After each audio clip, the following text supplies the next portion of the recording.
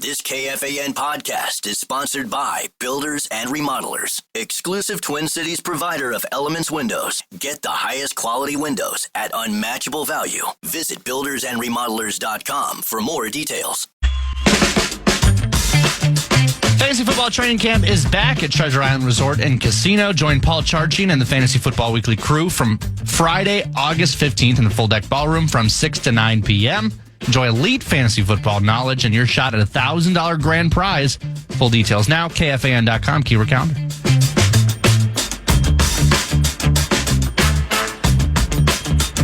Seifert's the perfect guest right now because I think he can provide a little bit of objectivity to a subject that I'm very curious about regarding today's shells practice. Yes. There were stretches late in the practice when an unnamed voice of the Minnesota Vikings I thought was going to lose his mind and hyperventilate.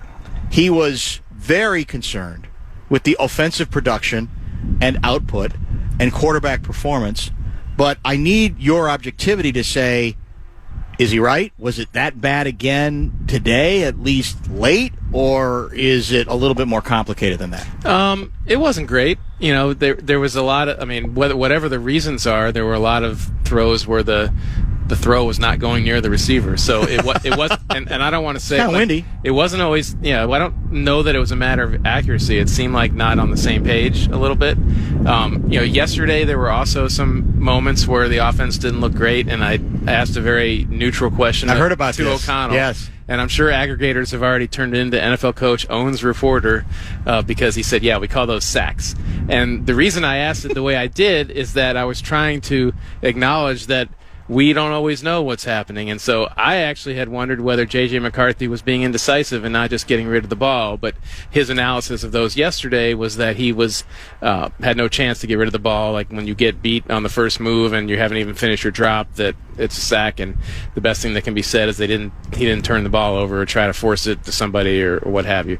Today, I thought that it was more of a mixed bag. It was not a full pad of practice. You can't really say the pass rush was getting to them. I think they just had some, whether it's the everybody playing a little bit of a different spot with Justin Jefferson not being out there, or the fact that you still have a young quarterback who's working to get on the same page with everybody. There was more than a few plays where it looked like the receiver and the quarterbacks and we're not always on the same page. Are we? Well, by the way, I would argue, whatever people are saying about whether you got owned, that it's a great answer. Yeah. That's you succeeded because you elicited a good answer. That to me is what any good question should be about. Yeah.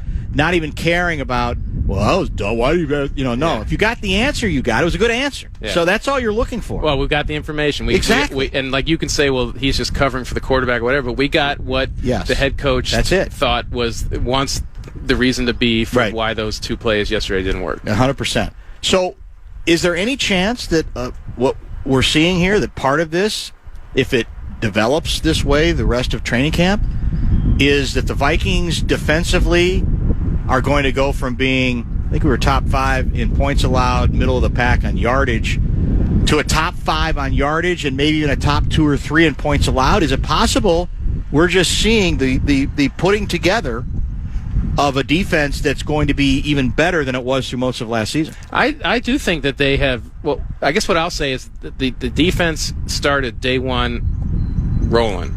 There was no like, oh, I thought you had him. That kind of, it's more complicated than that, but that kind of confusion. It doesn't look like anybody's like trying to figure out what they're doing.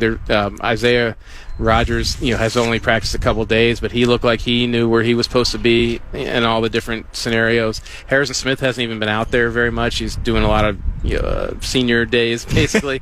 And so, but they're getting lined up. There's just, and then we know the front four, and you guys talked to Grenard. O'Connell said today that he thought Grenard just from day one has just taken it to another level. He's the guy with the more is required shirts that came up with the more is required, and so he seems very driven to take things from where it was last year, which for him was dang near all pro, and the defense being, the team winning 14 games and going to another level. So I think they have started off very well oiled, not at all in a way that suggests that they have as much to work on as maybe the offense does. Well, yeah, and all those things, I guess, it could be true. I think we're all curious to see how this thing gets put together. Sorry for the wind. It's getting a little bit windy out here now, which I think explains the accuracy issues. Could be. Very possible. The kicker was 5 for 7. So.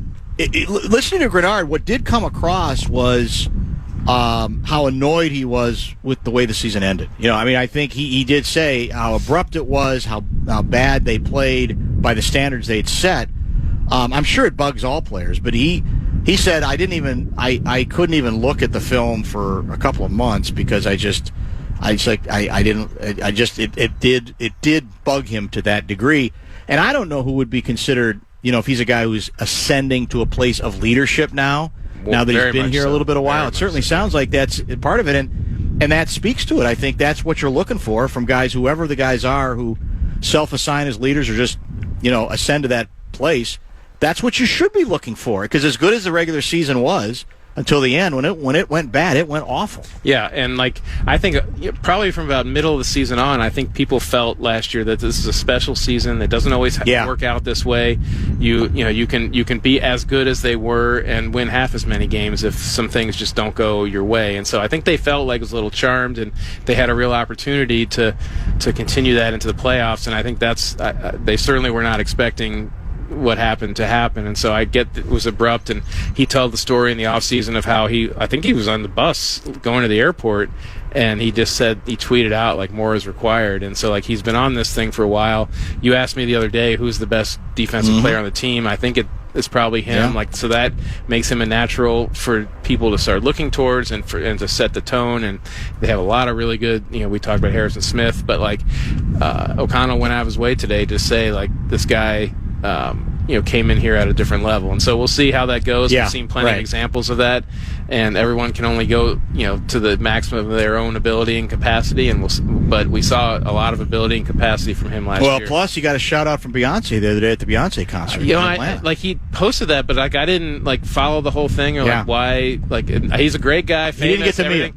Why did she chose his name, or just he just seemed to enjoy it. He just noticed and good said, for him, but there was no meet and greet. I thought there'd be a meet and greet too. He said they were probably too far away to do that. I don't know how that was set up or how that went.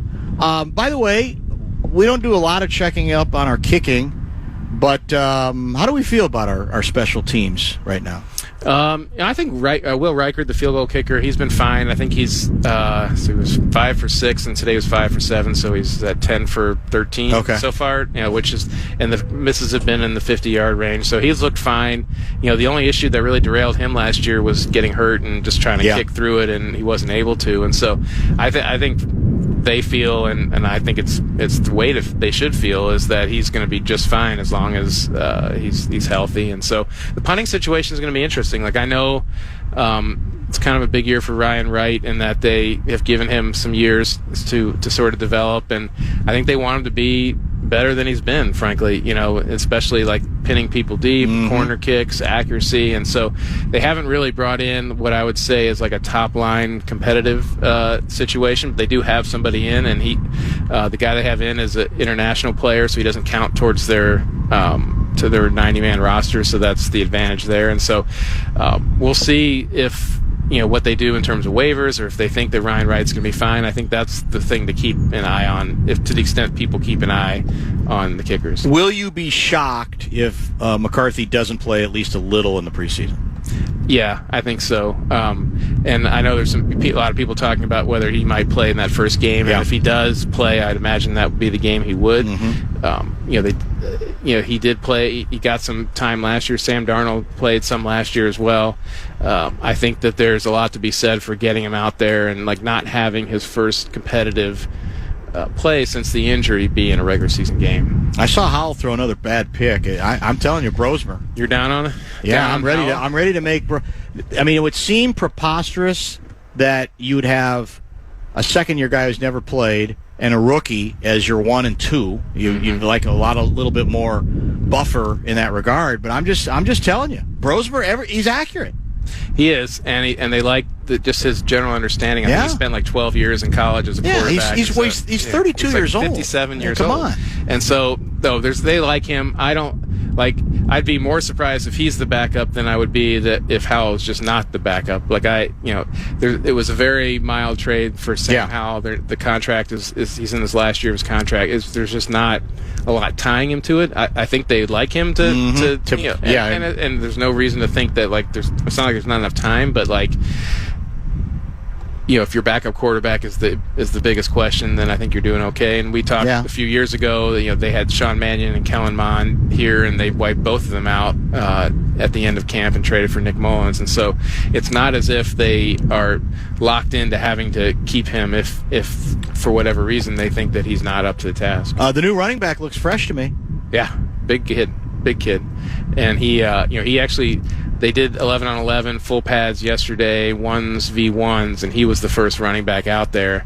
You love that, don't you? Are you ready to? I mentioned earlier, you guys know you can't concoct a quarterback controversy this year, but you might be able to concoct a running back controversy. I wrote about it today, and Aaron Jones has already said, like, I'm fine with sharing. It doesn't matter to me. I'm chasing rings, not stats. They gave Aaron Jones a raise, and so if I'm him and they say, well, we want you to play less and we'll pay you more, like, okay. Yeah, right. If that's what you guys want, I'll do it. I think, and I don't think there's much to read into the fact that Mason was the first guy out there because that's probably just the plays that they were running. But the point that they have made about him and about Aaron Jones is that they feel confident in all the things that a running back can do that they can do, whether it's running, catching, blocking, whatever. And so it's not as if they will have to like come up with a certain category of plays that they can have Jordan Mason in the game for, and certain ones they can't. Like they feel like their entire offense is something he can do the same way Aaron Jones last year was. Yeah, because otherwise you got scouting report people going, we know what the plays are. He's in here. There's only a certain number of things he can do, and I think they feel pretty confident that while they have different skill sets, they have the same abilities in terms of the full breadth of what a running back does. Preseason opener, in case you haven't noticed, is a week from this Saturday. Oh wow! Okay, think about it. Yes. That's crazy. It's almost that's like sometimes the preseason opener is less intense than some of the 11 on 11 full pads. But this one might not be that way. I think, like I said, I think if see some the quarterback's out there, you got sure. to, right? And if you do the quarterback, you got to have the offensive line out there as well. Last item: is there any reason in your mind to worry more about Justin Jefferson than the Vikings have told us we should be worried? No, I don't think so. And in fact, I basically asked O'Connell, are you just going to mothball, or do you need to use him at all in camp? And he's actually seemed to feel like it would be good to get him back out here. And so like that to me, tells me the severity of this is not so high. Like it's not great that like day 2, like he was already feeling tightness, but I think they were just extra cautious. And is he out of shape? No, he was here the whole time, the whole offseason, OTAs. And so, we talked earlier about, the way things were 25 years ago. He would still be practicing 25 years ago. And it's just different now. And so, like, you can't argue with the results. He's except for the one time where they had to get, he had a significant tear. Like, they've managed to keep him on the field a lot. Appreciate the time, as always. Yep. Kevin Seifert, ESPN and ESPN.com. We'll be here till 6:30 tonight. Training camp for practice today is over. The fields, it's quite quiet now, a bit breezy, but we have a lot to get to, including Ode to a Dead Guy. That is coming up next here in the Fan. Gear up for a hilarious night when Dane Cook returns to the Island Event Center. See his legendary style of stand-up comedy live at Treasure Island, Friday, October 24th. Get all the details now, ticasino.com.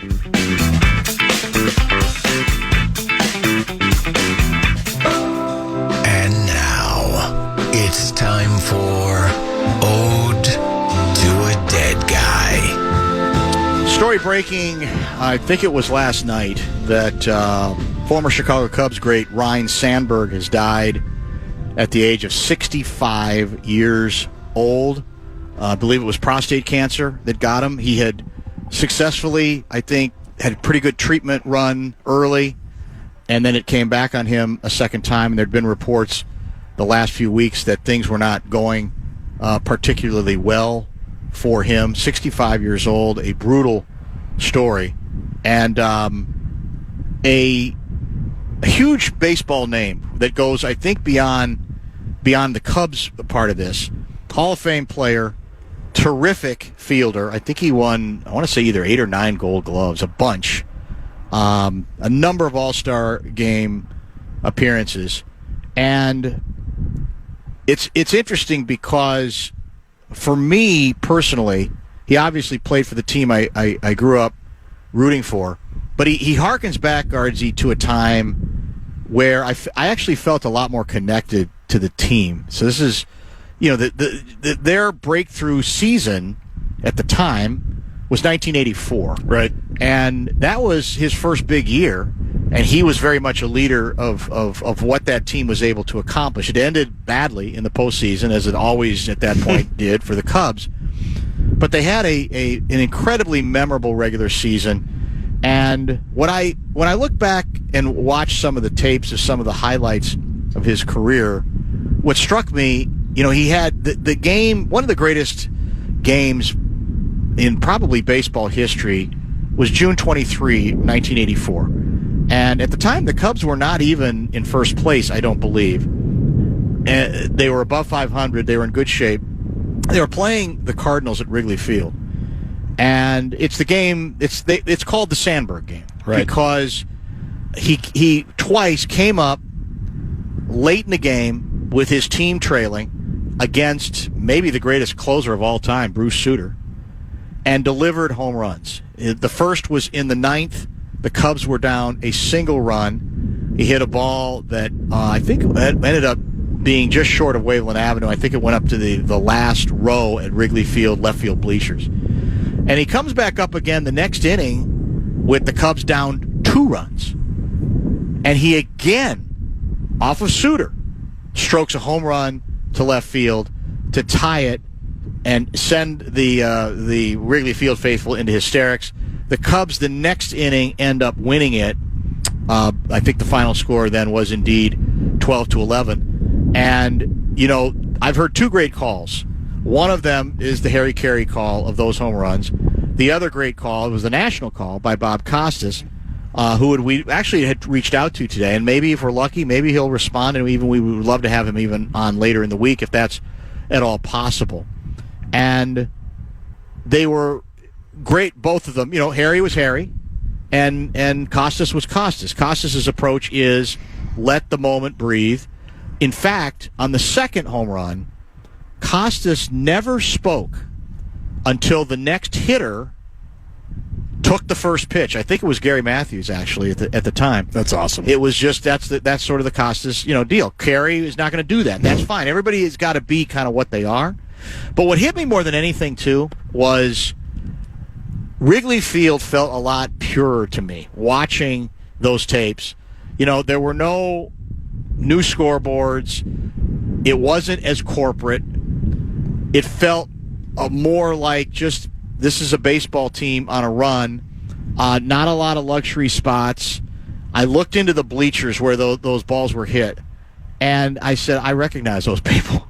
I recognize those people. Those are old-fashioned bleacher bums who've been there forever. In fact, that summer, I was still working in Dallas, and they assigned me to go to Chicago, because this was later in the summer as they went into first place, to sort of try to do the Cubs phenomenon. And again, it doesn't mean that what happened later wasn't any good. Obviously, the Cubs eventually win the World Series, and it was meaningful, and it was important to a lot of people generationally.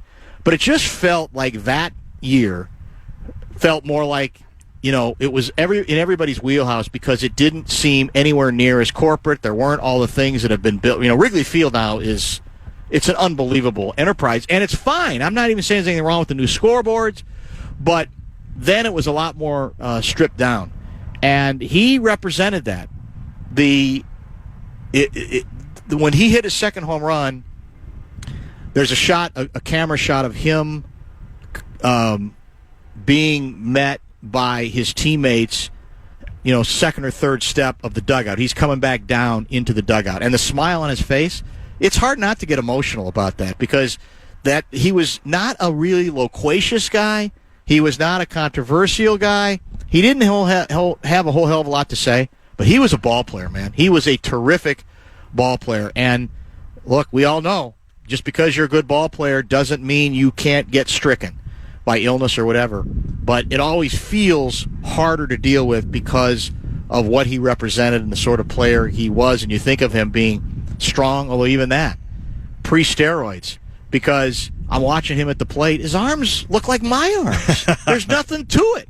And he's muscling. It was just a different time in baseball where that was indeed the case. So a huge loss, not just for Cub fandom, but really for all of Major League Baseball as well. When people talk about just a really good ball player, that's exactly what he was in all phases of the game. And you want to know why? Part of the reason why it also hits all of baseball?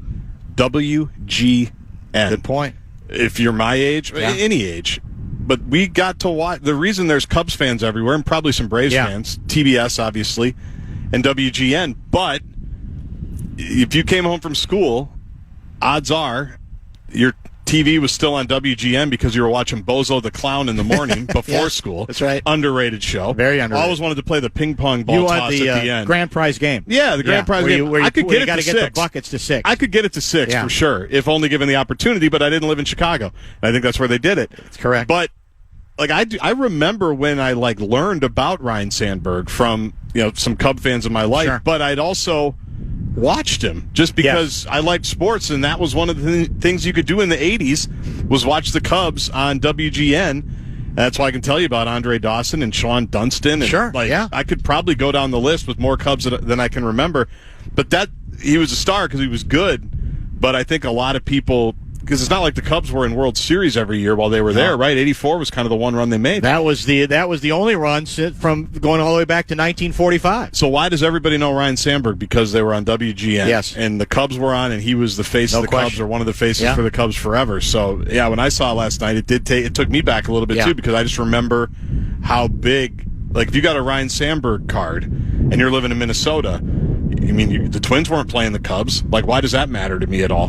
He's not coming to the Dome. I'm not seeing that very often. I think they came for some exhibition games once, maybe, spring training games or whatever. But because WGN brought it to the whole country, he became that too. On top of being obviously an unbelievable player. The noise from those while he hit those 2 home runs, it feels like I said, because there was less of a look. The Cubs have always been, of the two, Cubs, White Sox, more beautiful people, one could argue.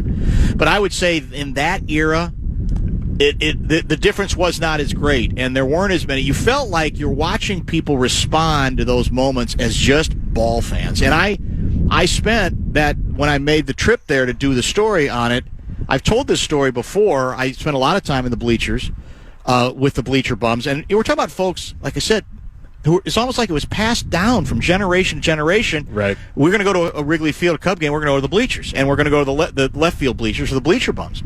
And there was a guy, I want to say his name was Pritzker, who I had a chance to talk to about, being a Cub fan, about growing up in those bleachers.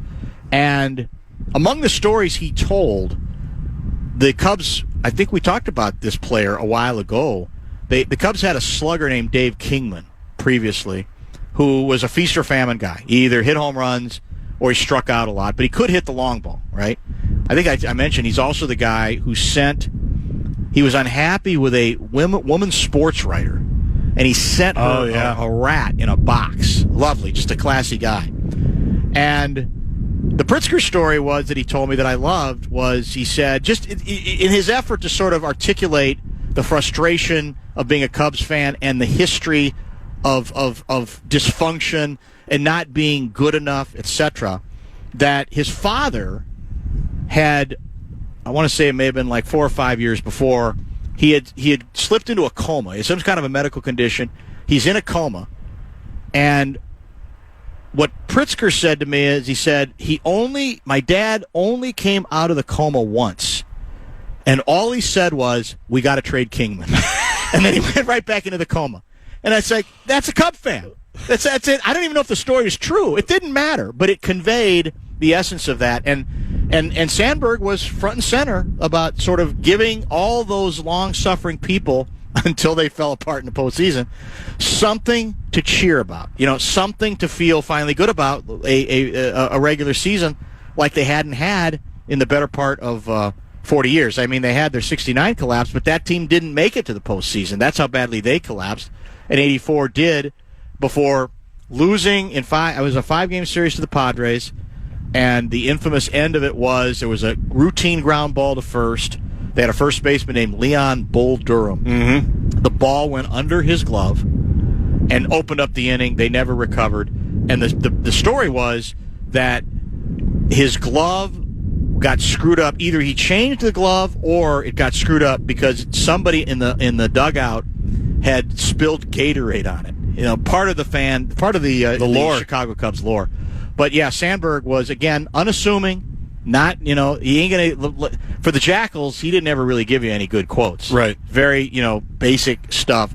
But one hell of a ball player. Well, Costas, I did watch some stuff that he did today, and he said, he won Gold Gloves not because he was Carlos Correa making crazy plays all the time. He just said he would just go like 3 years without making an error. Made every play. Like if it just came to him, he was going to make it. And I think he had 19 homers in '84, something like that, when he won the MVP. Not a ridiculous number, but he also said, and you kind of hinted at it in the Sandberg game, and this will make me sound old, but.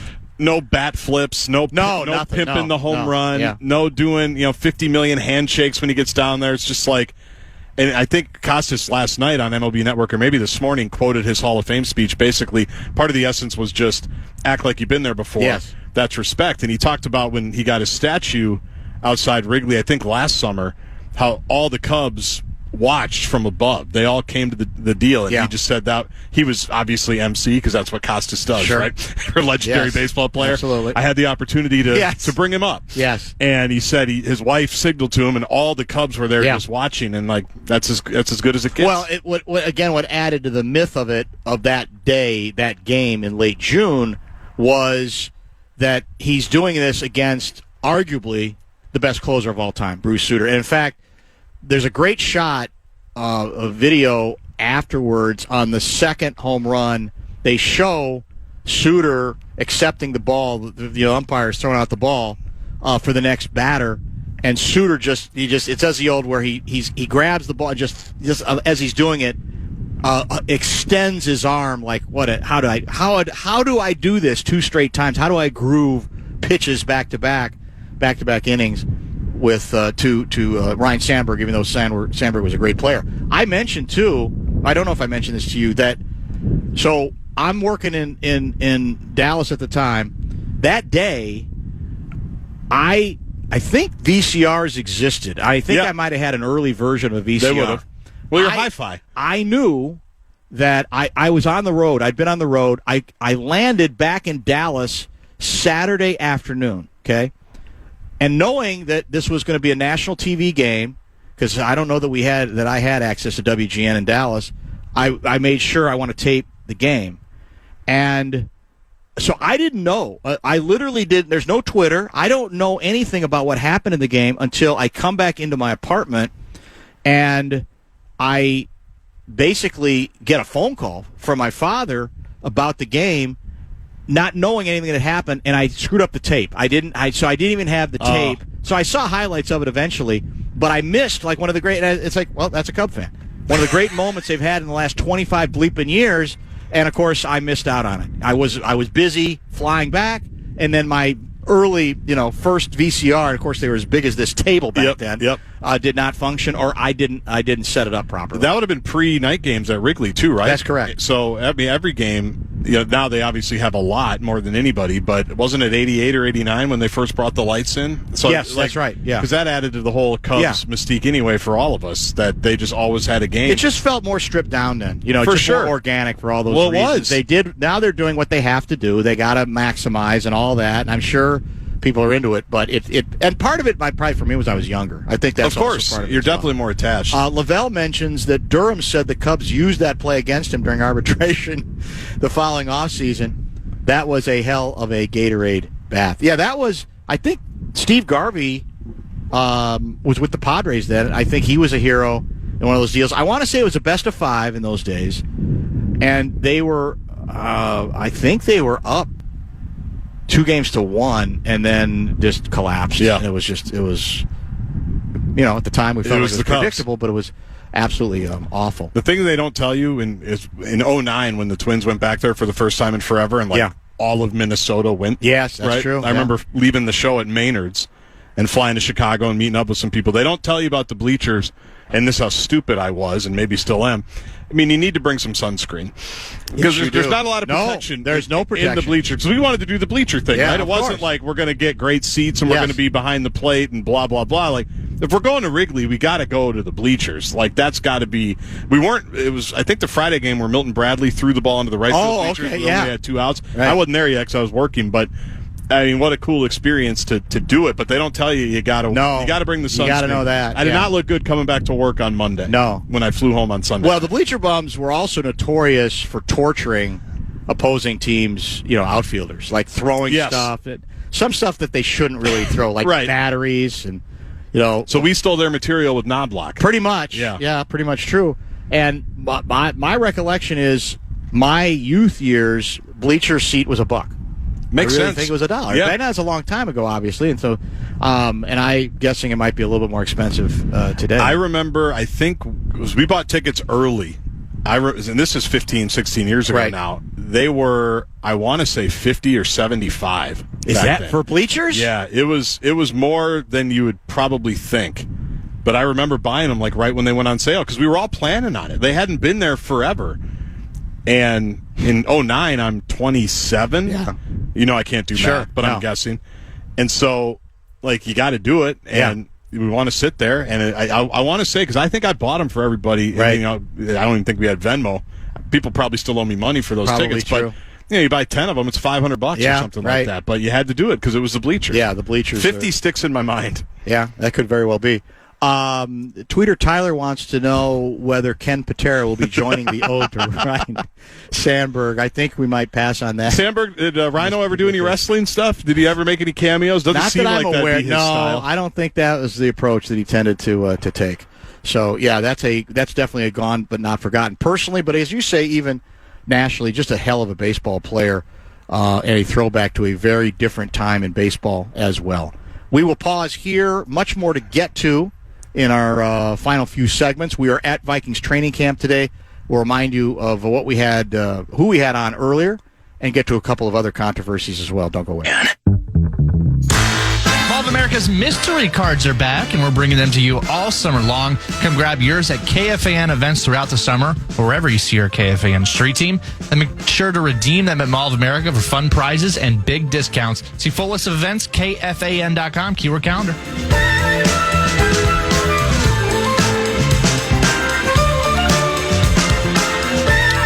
I like to say we're the land of 10,000 lakes, 10,000 fraud cases, and the $70 pastrami sandwich. That's in my thoughts again today. Did you happen to see the pretty interesting Q&A by Dina Winter in the Star Tribune, the Minnesota Star Tribune with Joe Thompson? I saw they did a whole outline of it, but I haven't read it yet. Yeah, there's maybe we should try to get him on again soon once we're back at headquarters, but if at all possible. He is throwing out a rather daunting number, and I think he's thrown this out a couple different times, a belief that when you add up, if you collate all of our 10,000 fraud cases, they might well approach $1 billion. Yeah. Dollars. Is that bad? I don't think it's good. Do you? I don't think it's good at all. And what's interesting is where's the key soundbite that got my attention? Well, there's several, but one of the questions that Dina Winter asks is who's responsible for all this, and he says, as a prosecutor, I'm expected to say the defendants are responsible for their crimes, and they are. But if we pretend that's the whole story, we're lying to ourselves. This fraud crisis didn't come out of nowhere. It's the result of widespread failure across nearly every level of leadership in Minnesota. Politicians who turned a blind eye, agencies that failed to act, prosecutors and law enforcement who didn't push hard enough, reporters who ignored the story, community leaders who stayed silent, and a public that wanted to believe it couldn't happen here. This isn't just a few criminals exploiting the system. This is a system that's been begging to be exploited. We left the door wide open, and now our state has been ransacked. Think about that. That's we wild. Left the door wide open, and now our state has been ransacked. If we keep ignoring the truth, we're going to lose something far more important than money. We're going to lose the Minnesota we know and love. That's smart. Very strong words. That's smart right there. And he's 100% right. He says, look, the solution to preventing fraud and waste in government programs can't solely rely on federal criminal prosecutions. That's the most drastic step. If we're going to stop waste, fraud, and abuse in these programs, it's going to have to be more than just the U.S. Attorney's Office prosecuting people. He admits that the office doesn't have the resources to go over everybody that committed fraud in the Feeding Our Future case. But he also, the last one was this housing stabilization program, right? Yep. That's the latest example of it. And where's the quote I'm looking for? Because there was a very damning quote regarding this particular story, because there's a lot here about feeding our... Oh, here it is. So he's actually talking about the Feeding Our Future case going back. But here's what else he says.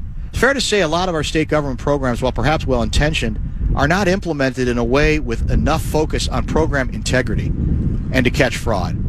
The most egregious of all is the housing stabilization. It's not the biggest dollar amount yet. It's just like written to be defrauded. People should pay attention to those words. That's incredibly damning about what we have in place and the safeguards we don't have. We don't even apparently think about or care about. He's basically saying the way you set this up, it doesn't matter how well intentioned it was, the way you set this up on the front end, you were all but begging to be defrauded. There's more detail there that I'd like to get from him, exactly what he means, but clearly it must be by what he has ascertained is the way the program was set up and what the rules were, and he's in effect saying you didn't have any rules. You set it up in a way that only the dumbest criminals wouldn't be capable of saying, we've hit the mother load here.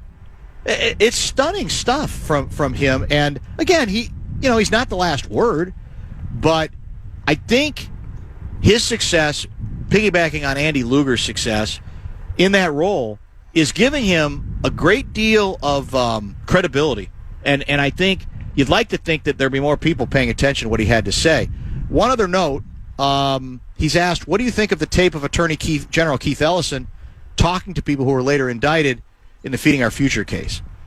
I'll say this, he says, it's clear our state needs to take fraud more seriously, and we can't just assume that people who participate in these programs, even if they're ostensibly a nonprofit, are doing so honestly. And that's especially true when people are getting millions or even tens of millions of dollars a year, and when newly created companies are doing so, that's obvious. Now, that's an attempt to sidestep the question a little bit, as it pertains to Ellison, but not totally.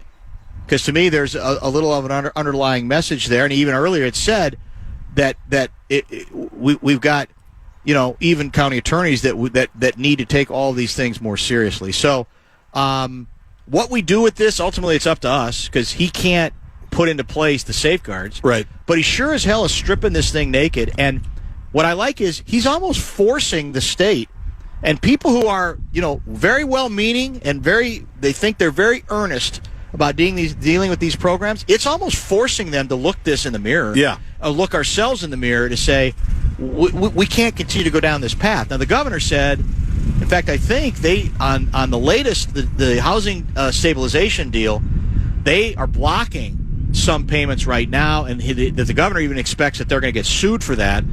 And I don't know if that's his way of saying we may be overcorrecting, but we're almost in a position now where we pretty much have to overcorrect. Well, we talked about that on TV more than we did on radio, the housing stabilization bit. And you read the details of it for people that aren't familiar with it. And again, it's an extremely noble cause. It's a really good idea to try to help people that are having trouble, that are homeless, right? That have addiction issues. There's all these different things. But I think what he's talking about when it was written to be exploited, one of the things that was reported was that these companies, and I'm using air quotes out here in Egan, they had to have no state agency certification. They had to go through very little vetting. One office building in St. Paul, 4 miles from the Capitol, allegedly housed 22 of those companies that were getting money for this. 22 of them.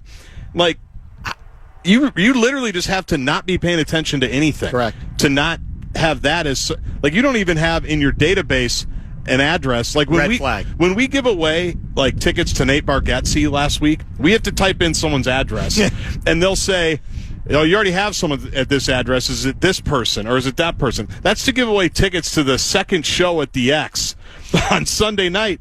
So you're thinking, like, is there not one duplicate? Was it Suite 105 as opposed to Suite 107? And the other part was they budgeted like $2 million, rounding, right? Originally, 1.6. yes. And for last fiscal year, it was like $180 million or something. Exactly, almost $200 million. It's some crazy number. It's like, does nobody check and say, hey, we went a little over budget. Like, we got dinged when we had to call Lavelle in China. Yeah. And that jumped out at people. Like, this wasn't in the budget. So that's where I get the frustration, and they should be overcorrecting everything because they literally had to not be paying any attention to what was going on at all to not notice ever those red flags. Well, and on the latest fraud case, we've already heard one of the excuses offered. Well, we didn't have anything. We were the first to do this kind of program. Right. So we don't know how much it's going to cost. And we don't even know. We don't really have a model we can base this program on because we're so. Even as you're acknowledging that the state is getting, taken again for way too much money, you want to flex about, well, we were first, and we were feeling really good about that. There'll be some growing pains. It's a big damn deal. That doesn't give you an out or any excuse. You could argue all the more reason to have more safeguards in place or be a little bit more serious about it rather than patting yourself on the back for the cutting-edge nature of the program, especially when, again, the money's not going anywhere. He says in another place here that, and he's right, for a lot of folks, this is exactly what breeds cynicism in the whole system. Yes. Right? It's because it's like, oh, you guys want to feel so good about yourselves and you think you're helping this person and that person or these individuals, and all you're actually doing is letting people get away with murder. The quote he mentions, I grew up in Minnesota. It's known for good parks, good schools, traditionally believed to have relatively clean government and generous social services. And when you have massive levels of fraud, waste, and abuse, that jeopardizes all of those things and creates cynicism in government. And he's right. That's who it hurts. True. The people that are actually doing the work. Right. The ones that are trying to help. And because there's a lot of them. And Minnesota's not the only place. Of course, we're the most special of everybody. Naturally. But that's who also kind of gets hurt on the back end of it. Because there's no question. You've got people that are literally just starting businesses one week and getting a couple $1 million 2 weeks later. It's mind-boggling. Yeah, it's a real fundamental, I would say, credibility issue that the state now has. That it can't pass off and say, well, this stuff happens everywhere. Not at these levels, based on what we have been told, not even close to being at these levels. And it's not even a particularly helpful excuse, to be honest with you. If you're the state that wants to believe we know how to do things right, and it's about trying to get the help to people who need it, well, you should be the folks, I think I said this on TV, most offended by these scandals because you're not getting, the money is not getting to those individuals who absolutely need it the most. That's the crazy part about it. Top of the hour break, we'll get back into some more Vikings conversation in our final half hour. Very quiet scene at TCO Performance Center. Vikings practice well in the rearview mirror.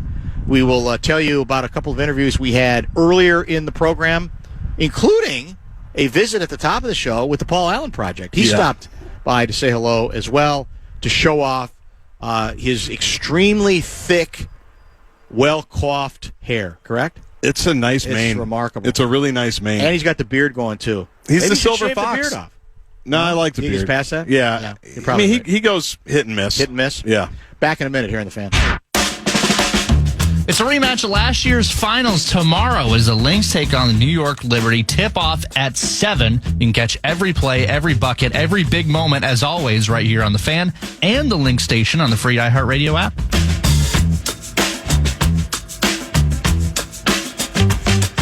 Final half hour of a Tuesday edition of the Bumper to Bumper program. What is now a very pleasant evening here in Eagan. Little breeze.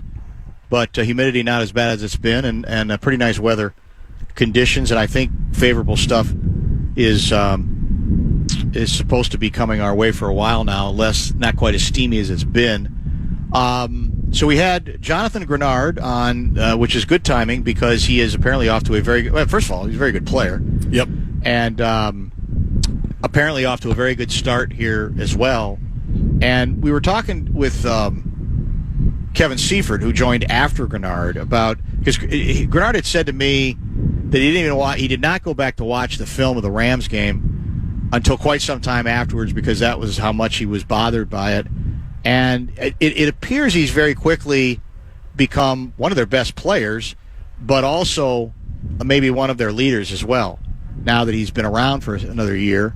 And he has kind of made a point of saying that he's not interested in accepting a follow-up on exactly what took place last year, which is a great regular season and then a bad finish. And we kidded at the top of the show that as much as the focus is on J.J. McCarthy for all the obvious reasons, there may be a buried story here that has to do with this defense. I guess you could look at it a couple different ways. Can they be even as good as they were last year, which was top 5 in terms of points allowed, middle of the pack in terms of yardage? I didn't think they played at all well. The Rams dominated the first half of the defense. So, but my point is that you've pretty much brought everybody back that matters. You've added 2 more people for your front 4, for your at the line of scrimmage, I guess I should say, and now you lost Cam Bynum, who joined us last year. But I mean, the fact is, you can make the argument that this defense might end up being the strength of the team.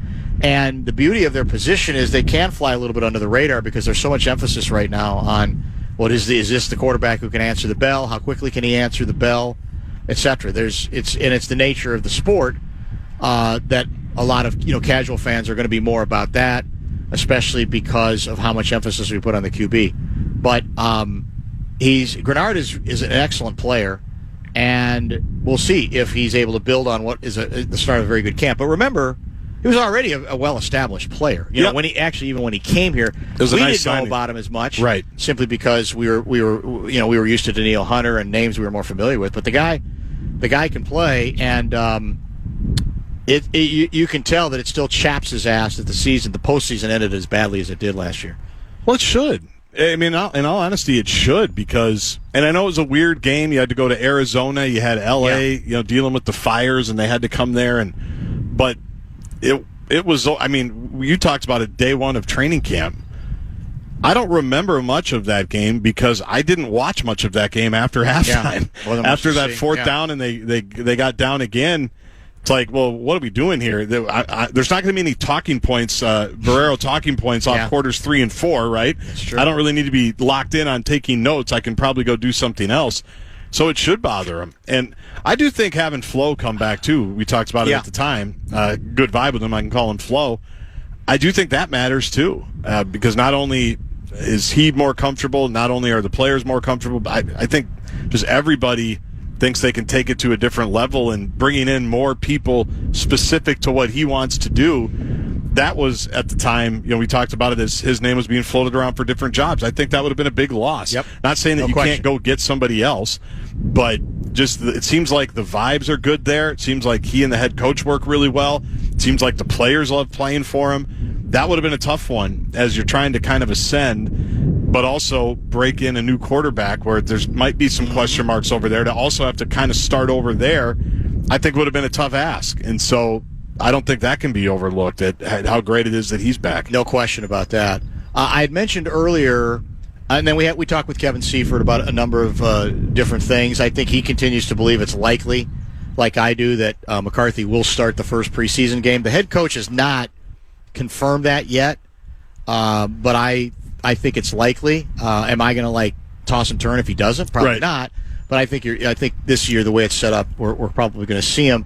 Offense seemed to struggle again in the red zone today. Seifert thought today it was not so much about the pressure Because yesterday, Grenard, as the head coach acknowledged, kind of blew up the practice, or the end of the practice. He was so dominant yesterday. But more to do with, either inaccurate throws or receivers and QBs not being on the same page, that kind of communication stuff. And remember, of course, JJ's not there. And that's why, and the offensive line, in fairness, is not intact yet. That's another reason I think you can't go crazy with what you see, even if it's a bit unsettling. I think there'll be plenty of time to get to that place of panic, but I think it's probably too early to do it. I had talked about wanting to spend a little bit of time on the Deion Sanders story. He's, of course, the University of Colorado head coach who acknowledged yesterday that he's been dealing with bladder cancer and had his bladder removed. And during the presser, I wasn't watching the press conference, but apparently the subject came up regarding how it impacts his urinary function. And the quote that's getting a lot of attention from Sanders was, "I depend on Depend." Mm-hmm. And the story, basically, that hinted at what has now turned out to be a partnership between that company, Depend, and Deion Sanders. And look, people can get, I guess, cynical about that and say, well, now it's in his interest because there's some kind of an endorsement deal that's involved here on both sides. But I do believe, I honestly do believe that, sometimes I roll my eyes about the impact, the incredible impact that athletes can have beyond really what their job is. And in some cases, I think it's nonsense. I think we want to believe it and it's not there. But the fact is, if you have as public a position as he does, you're going to get attention. You're going to get, cameras at you. You're going to get whatever you say is going to end up being broadcast all over the place. And to that extent, this can be a remarkably important moment because with his joke, he's trying to demystify a situation, a challenge that a lot of people, for whatever reason, have to deal with.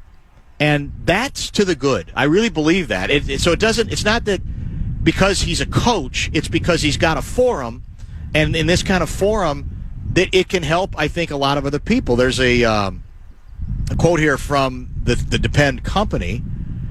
Wearing Depend isn't a sign of weakness, it's a badge of resilience. It takes real courage to face health challenges head on. We champion and celebrate a coach's strength to share his experience with the world, which makes us proud to partner with and support him on the journey.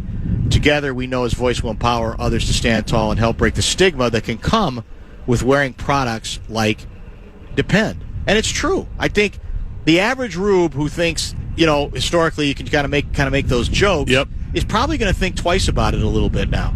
If for no other reason, and that's what you hope. And all that, I think, absolutely can be to the good. Beyond that, he went back with, the way a lot of folks do who deal with these kinds of cancers to do the old get checked. They were actually checking for other stuff with me, and that's the only reason it got found here. And you could say, well, that's kind of lectury, and is that really going to make a difference? I don't know. I think for some people it might, for some it might not, but it's never a bad message for an individual to convey. And so when you approach this the way it appears that Sanders is approaching it, I think it can in a larger sense, even though it sounds ridiculous, that because this is all he does is coach, that it can have a positive impact potentially on other people. And anything that, like I said, takes some of the mystery and the trauma and stigma out of this sort of issue, having urinary tract issues, not having a bladder, whatever the case may be, that's to the good. All of it's to the good. I agree. And someone close to us had the same surgery, and it's horrific. It's horrifying. It's life-changing, right? And there's a lot of drama and frustration that goes with that. And not saying that Deion saying this is going to change, right? But I know, I think, because you mentioned demystifying things. What's one of the reasons why people, men specifically, don't go to the doctor? They're afraid of what they're going to hear. Yes. And even if you get bad news, it doesn't mean that it's over. Like, it doesn't mean that, life might be a little bit different. Obviously, if you have your bladder removed, no question, life's going to be a little bit different. But it doesn't mean that you just have to turn your chips in and leave. That's it. Exactly. I agree totally. And I remember when Tony Saragusa was doing Depends commercials, and I remember That's right. Dan Patrick was actually kind of teasing him about it, and Goose shut him down, and he goes, "Look, men deal with a lot of stuff. This is something I think I can do to help it out, and so that's why I did it. Didn't do it to be funny, didn't do it to be the Goose, but this is an issue for a lot of people, and I want to try to take some of that away." That was probably 20 years ago now. That was a really long time ago. I forgot about that. Yeah, that's interesting. So, because he always did commercials for it. Yeah. But Deion just did this too. There was a great Bruce Feldman story in The Athletic, because he also had issues with his feet, right? He had to have a couple of toes amputated. That's right. And there was a young reporter, I think for Central Florida, I want to say, don't quote me, but last year at a press conference, who's in a wheelchair. And who, it's tough for him to get around. And that kind of when Bruce Feldman just wrote the story about it. But Deion just stopped the press conference and made it a point to say, I had to do what you had to do for 2 weeks. And it was hard to do this and it was hard to do that. And I was in a chair, and good on you for fighting back and fighting through it and living a normal life, because it's not easy to do what you're doing. And I don't even know if he answered the question, but he's been great at that stuff. Yeah. And I do think that matters to people. I think it should. Yeah, and again, I've been hard on Deion on some stuff. I think there's some stuff worth criticizing on him for sure. Like everybody. Like everybody, 100%. But this is all good. This is all to the good, and it's a role I hope that he can continue to hold on to, because I do think it has a very good impact. We'll come back to wrap up the program, remind you what we have coming up back at headquarters on tomorrow's show and what's coming up later tonight right here on The Fan.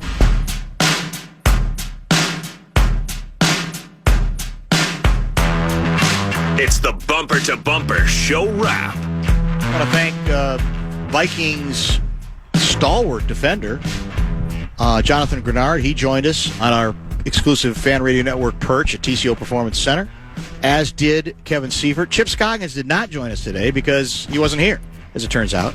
I was hopeful, but you got confirmation that he was not available. We are going to be back out here Friday. Correct. So we'll see what we end up with on that day. We also had PA, extended version, first half hour of the program. That's becoming kind of a yearly occurrence. Yeah, actually it has. I think. Just popping by, and it's fun. It's good. It's something very different. And then he just was over my left shoulder with those big binoculars of his, checking. And that's not a euphemism. It was actually binoculars. They were binoculars. Yeah. Living and dying with every errant pass by his new hero, J.J. McCarthy. J.J. better hope he marches down the field against Houston, or the Vikings Entertainment Network might get dicey. Put him on ice. Seen enough. Ode to a Dead Guy today. We attempted to salute Ryne Sandberg. Story breaking yesterday, he has died at the age of 65 years old. Hall of Famer, Chicago Cubs great. Really the guy most synonymous with the reemergence of the team during that memorable 1984 season, which we talked about earlier. Your guy, Larry Mondello guy. Yes. Reminding us, because he can get serious every once in a while, even though the bit is the bit. Yep. My first sports hero, poster on the wall, checked his stats every morning in the newspaper, and a deep dive in the sporting news once a week. It's awesome. Listened to the staticky WGN radio call of most Cub games from the family van's radio in Winona on so many summer nights. Hashtag rest in peace, Rhino. Well, did you see the other one from him? No, I don't understand why I'm not getting it. I don't understand. Just go ahead. You want to read it? Yeah, let me pull it up here. Okay. Said he was 10 at the summer of '84. Just reaching the height of my rubedom. Rhino was my first sports hero. I'm just glad he wasn't 20 years younger, because the ball guys would have turned him into a .230 hitter who hits 40-plus home runs with 175 Ks and no stolen bases. Well said. Yeah. It's probably that was the thing about him. I mean, he was good on the bases. He was one of the best fielders at second base I've ever seen. And he could hit. It wasn't really a whole hell of a lot he couldn't do. And managers, I'm sure, all loved him that worked with him, including 84, I think it was Jim Fry, because there was no drama. Yep.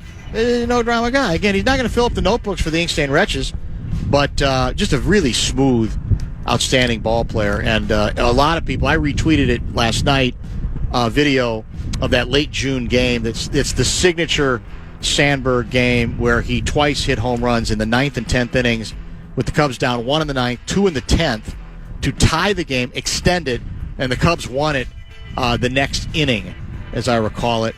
but Sandberg was obviously the hero of the game. The Bob Costas call is terrific on both of those home runs. The Harry Carey call with a couple of people I don't even recognize. I don't even know who was with them because they were all screaming all over each other. Yeah, I bet. But it was memorable, and it was kind of fun as well. And as I said, you see a stripped-down Wrigley compared to the bells and whistles today. Just that old scoreboard in center, no extra scoreboards, not a lot of beautiful people seats, no lights.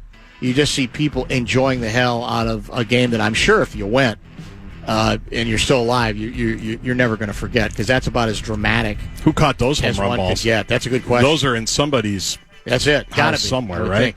Unless Rhino, unless they decided Gave to him go back to Rhino, I guess that's possible. But yeah, that's a very good question. Somebody said that they think Bartman was like a toddler in the left field bleachers, but I refuse to believe it. Yeah, let's not do Bartman today. Poor Bartman. Yeah. How's he doing, I wonder? They did the doc on him. I don't think anybody, they could never find him, or they found him. They found him and he ran away from him. Yeah, I don't blame him. Even when he was, they were just trying to talk to him. Was that what it was? Yeah, they weren't going to hammer him. They weren't going to go after him. 2003? That was 03? sounds right. Yeah, Mark Pryor. Yeah. Kerry Wood. The guy I said the Cubs, the Twins should have drafted instead of Joe Mauer. I mean, I don't think you're wrong. I wasn't wrong at the time. I don't care what anybody says. Yeah. But it's hard to argue with the results. Worked Pryor out for was Joe. Great. And then he was until he got hurt. And then he was just done. I think he's a pitching coach now.